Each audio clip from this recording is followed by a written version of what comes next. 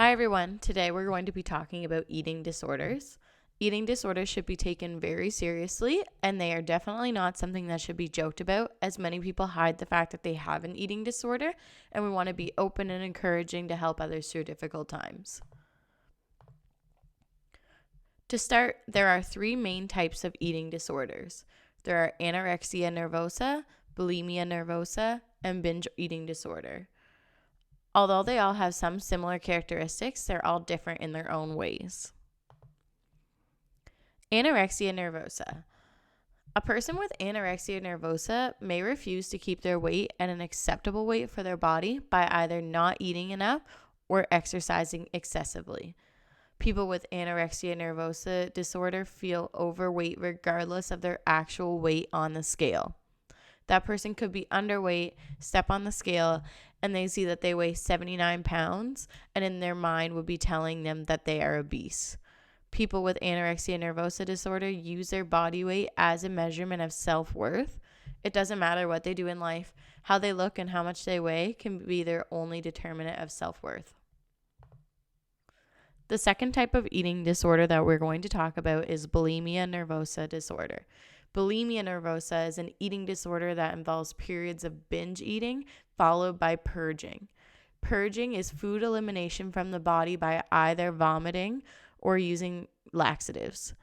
Similar to anorexia nervosa, people who have bulimia nervosa disorder may feel overweight regardless of their actual body weight when they step on the scale. People with bulimia nervosa may also use their body weight as a measure of their self-worth, just as we've talked about on the previous slide. The third type of eating disorder is binge eating disorder. Binge eating disorder involves periods of overeating. What this means is for a period of time, a person will eat and eat and eat.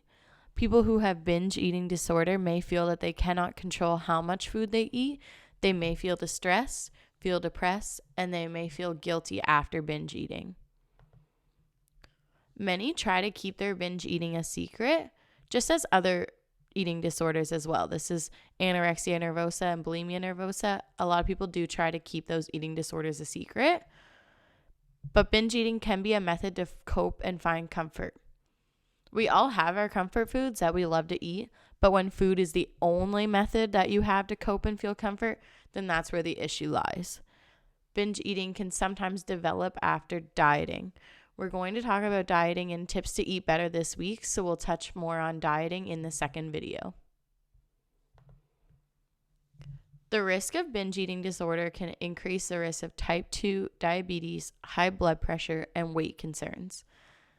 Typically, while the other two types of eating disorders, anorexia nervosa and bulimia nervosa, are at risk for being underweight and not having enough nutrients, binge eating disorder creates the risk of overweight and the complications that are associated with that.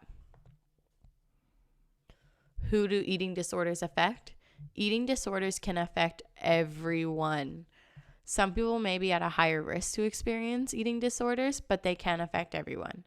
People who are at a higher risk are generally people who have low self-esteem, poor body image, they're perfectionists, or people who have difficulties dealing with stress.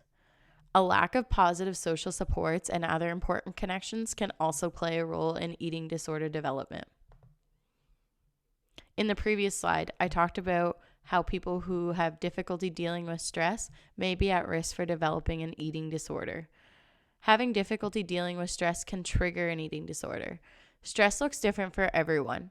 What might be very stressful for someone might not be stressful at all for someone else. So we cannot compare stressors between different people. Stressors can be as simple as moving to a new place, or it can be more stressful like having your parents go through a separation or divorce. A stressor might also be, say, an injury that affects your daily life. What if you got hit so bad during a sport and you've had too many concussions, so you're not allowed to play sports anymore? This might be a stressful event. What can you do to help someone with an eating disorder? Be patient with them. They may have difficulty dealing with stress, and your patience will help them a lot. Be knowledgeable about eating disorders. Be compassionate. Be encouraging. Let that person know that you're going to help them in any way that you can. And be non-judgmental. Eating disorders can affect everyone. So while you might not think it could ever happen to you, it is possible. So have empathy and do your best to be kind and not judge somebody for a disorder that they're going through.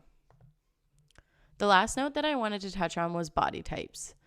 Body types aren't directly associated with eating disorders, but I thought it would be a great area to touch on body types. There are many different body types all around us.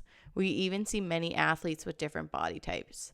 Athletic build and skinny don't mean the same thing. Someone can be very muscular and have broad shoulders and their body fat percentage is extremely low.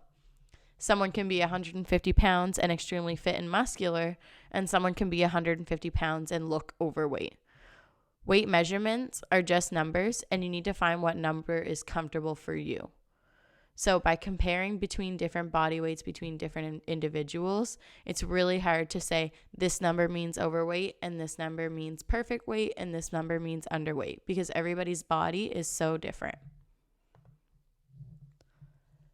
To finish up, you do have an activity sheet due by next Friday, December 4th, and you can hand in your assignment through email or through paper in person.